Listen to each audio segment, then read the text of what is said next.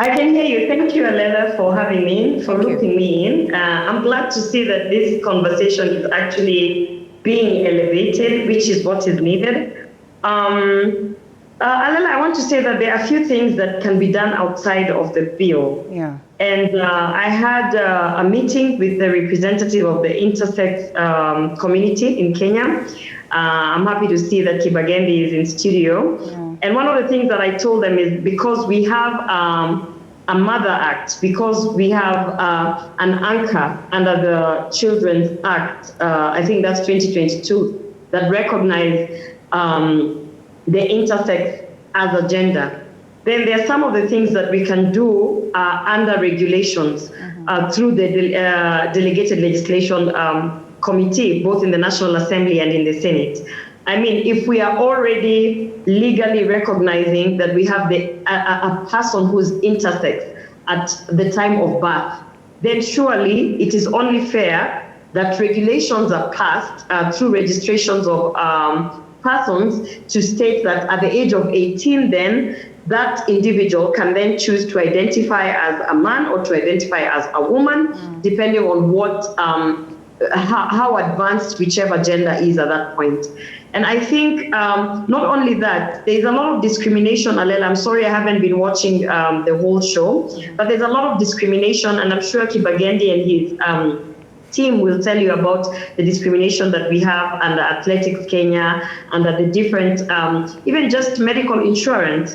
Some of those challenges that the intersex community is having can actually be addressed through regulations that can be drafted under the Ministry of Interior. And which is something that as we wait for a bill, because you know, Alela, the bill, the process of passing a bill into law is quite bureaucratic, and it's not as easy as it sounds. So I'm glad to hear that the bill has been published, has gone through public participation, and it's set to go for the first reading in the National Assembly. Remember, it has to go for the first reading, the second reading.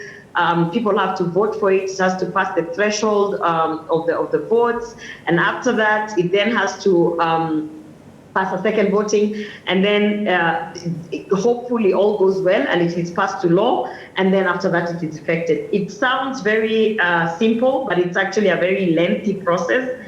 And in the meantime, when we had our meeting with the representatives, I said to them, we are the intersex community is already recognized by law, by virtue of the fact that if you have a child who's born an intersex, they can get a birth certificate with their gender recognized as intersex. In that case, then, that being the mother law, that being the act that we can anchor the regulations, then we can draft regulations through the Ministry of Interior and solve so many other current challenges that we are having now. So, and I've heard Kibagendi talk about the sanitary pads. And Alela, it's, you know, every day is a learning moment even for some of us, because as we continue to learn, we continue to find out that you think you are solving a problem from a certain perspective, but you're actually also discriminating a certain community. So we spoke at length with Kibagendi and his team.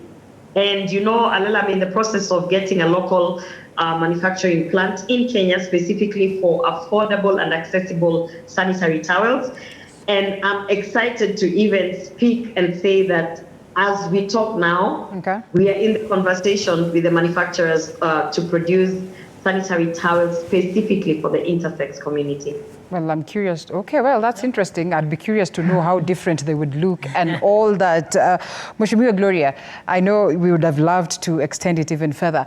But briefly, as you sum it up, that perhaps is good news. But then again, moving forward, when you're talking about these regulations that are being drafted, just how soon are some of the concerns, you know, able to be addressed as we await the passing of the bill, the seeing of the bill, you know, the bill getting to see the light of day? My office has actually written a letter to the PS of Interior, to the Ministry of Interior, requesting that the ministry drafts regulations, and I have pointed them to the right direction in terms of some of the challenges that we intend to cure with these regulations.